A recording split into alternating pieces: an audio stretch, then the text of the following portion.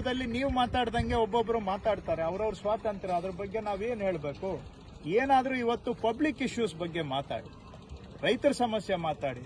ಈಗ ಏನಾಗ್ತಾ ಇದೆ, ನಮ್ಮ ಮೇಕೆದಾಟು ನೀರು ಇವತ್ತು ಸುಪ್ರೀಂ ಕೋರ್ಟ್ನಲ್ಲಿ ತಮಿಳುನಾಡ್ದು ಅರ್ಜಿ ವಜಾ ಆಗಿದೆ.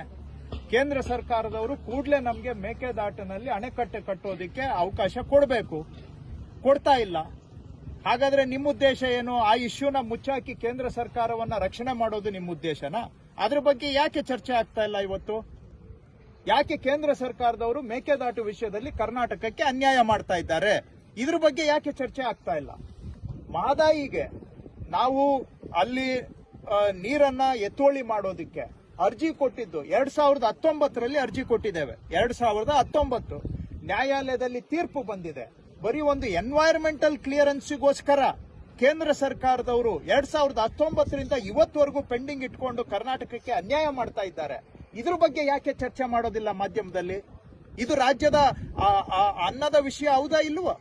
ಜನಗಳ ಜೀವನದ ವಿಷಯ ಹೌದಾ ಇಲ್ವಾ? ಇದು ಯಾಕೆ ಚರ್ಚೆ ಮಾಡೋದಿಲ್ಲ? ಅದೇ ನಮ್ಗೆ ಅಪ್ಪರ್ ಭದ್ರಾ ಯೋಜನೆಗೆ ಸೆಂಟ್ರಲ್ ಗವರ್ಮೆಂಟ್ 5,300 ಕೋಟಿ ಕೊಡಬೇಕು. ಬಜೆಟ್ ಅಲ್ಲಿ ಅನೌನ್ಸ್ ಮಾಡಿದ್ದಾರೆ, ಪಾರ್ಲಿಮೆಂಟ್ ಅಲ್ಲಿ ಬಜೆಟ್ ಪಾಸ್ ಆಗಿದೆ. 5,300 ಕೋಟಿಯಲ್ಲಿ 53 ಪೈಸಾ ಬಂದಿಲ್ಲ ರಾಜ್ಯಕ್ಕೆ.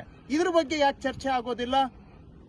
ಈ ತರದ್ದು ನಮ್ಮ ರಾಜ್ಯದ ಹೊಟ್ಟೆಪಾಡಿನ ವಿಷಯಗಳನ್ನ ಚರ್ಚೆ ಮಾಡೋದು ಬಿಟ್ಟು ಕೇಂದ್ರ ಸರ್ಕಾರ ವ್ಯವಸ್ಥಿತವಾಗಿ ಕರ್ನಾಟಕವನ್ನ ತುಳಿತಾ ಇದೆ, ಅನ್ಯಾಯ ಮಾಡ್ತಾ ಇದೆ.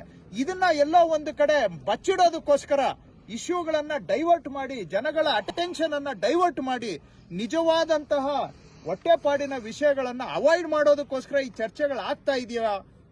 ಇವತ್ತು ಮೆಕ್ಕೆಜೋಳ ಬೆಲೆ ಕುಸಿದಿದೆ. ಕೇಂದ್ರ ಸರ್ಕಾರದವರು ಎಂಎಸ್ಪಿ ಘೋಷಣೆ ಮಾಡಿದ್ದಾರೆ. ಯಾಕೆ ಎಂಎಸ್ಪಿ ಪ್ರಕಾರ ಪ್ರೊಕ್ಯೂರ್ಮೆಂಟ್ಗೆ ಪರ್ಮಿಷನ್ ಕೊಡ್ತಾ ಇಲ್ಲ? ಯಾಕೆ ಕೊಡ್ತಾ ಇಲ್ಲ? ಕರ್ನಾಟಕಕ್ಕೆ ಬರ್ತಾರೆ, 101 ಸುಳ್ಳು ಹೇಳ್ಬಿಟ್ಟು ಹೋಗ್ತಾರೆ. ಎಂಎಸ್ಪಿ ಘೋಷಣೆ ಮಾಡಿರೋದು ಯಾರು? ಮೆಕ್ಕೆಜೋಳಕ್ಕೆ ಸೆಂಟ್ರಲ್ ಗವರ್ಮೆಂಟ್ ಎಂಎಸ್ಪಿ ಘೋಷಣೆ ಮಾಡಿದ್ದಾರೆ. ಎಂಎಸ್ಪಿ ಘೋಷಣೆ ಮಾಡಿದ ಮೇಲೆ ಅನುಷ್ಠಾನ ಯಾರು ಮಾಡಬೇಕು? ಎಂಎಸ್ಪಿ ಅನ್ನ ಸೆಂಟ್ರಲ್ ಗವರ್ಮೆಂಟ್ ಮಾಡಬೇಕು. ಇವತ್ತು ಕರ್ನಾಟಕದವರು ನಾವು ಪ್ರೊಕ್ಯೂರ್ ಮಾಡ್ಲಿಕ್ಕೆ ಕೇಳಿದ್ರೆ ಪ್ರೊಕ್ಯೂರ್ಮೆಂಟ್ಗೆ ಪರ್ಮಿಷನ್ ಕೊಡ್ತಾ ಇಲ್ಲ. ಇದು ರೈತರಿಗೆ ಅನ್ಯಾಯ ಅಲ್ವಾ? ಸಂಸದರಿಗೂ ಬಿಜೆಪಿ ಸಂಸದರು ವೈಫಲ್ಯ ಖಂಡಿತವಾಗಿ ಬಿಜೆಪಿ ಸಂಸದರಷ್ಟೇ ಅಲ್ಲ, ಇಡೀ ಭಾರತೀಯ ಜನತಾ ಪಕ್ಷ ಕೇಂದ್ರ ಸರ್ಕಾರದಲ್ಲಿ ಕರ್ನಾಟಕಕ್ಕೆ ಅನ್ಯಾಯ ಆಗ್ತಾ ಇದ್ರೆ ಬಾಯಿ ಕೈ ಎಲ್ಲ ಮುಚ್ಕೊಂಡು ಕೂತ್ಕೊಂಡು ಅನ್ಯಾಯ ಇವರಿಂದಾನೇ ಬಿಜೆಪಿಯಿಂದಾನೇ ಆಗ್ತಾ ಇದೆ. ನಾಳೆ ಆಗುತ್ತೋ ಬಿಡುತ್ತೋ ಕೆಲಸ, ಅಟ್ಲೀಸ್ಟ್ ಕರ್ನಾಟಕದ ಇಶ್ಯೂಗಳ ಪರವಾಗಿ ಧ್ವನಿ ಎತ್ತಬೇಕಲ್ಲ. ಇಲ್ಲಿ ಸುಮ್ಮನೆ ಹೋಗಿ ರೈತರ ಜೊತೆ ಅಲ್ಲಿ ಏನು ಬೀದಿಯಲ್ಲಿ ನಾಟಕ ಮಾಡ್ತಾರೆ. ಅದ್ರ ಬದಲಿಗೆ ಹೋಗಿ ಮಂಜೂರು ಮಾಡಿಸ್ಕೊಂಡು ಬರ್ಲಿ. ಡೆಲ್ಲಿಯಿಂದ ನಾಟಕ ಮಾಡೋದು ಬಿಡ್ಲಿ. ಜೀವನ ಬರೀ ನಾಟಕ ಮಾಡ್ಕೊಂಡೆ ಕಾಲ ಕಳಿಯಕ್ಕಾಗಲ್ಲ. ಜನಗಳ ನಿಜವಾದ ಇಶ್ಯೂನು ಸಾಲ್ವ್ ಮಾಡ್ಲಿ.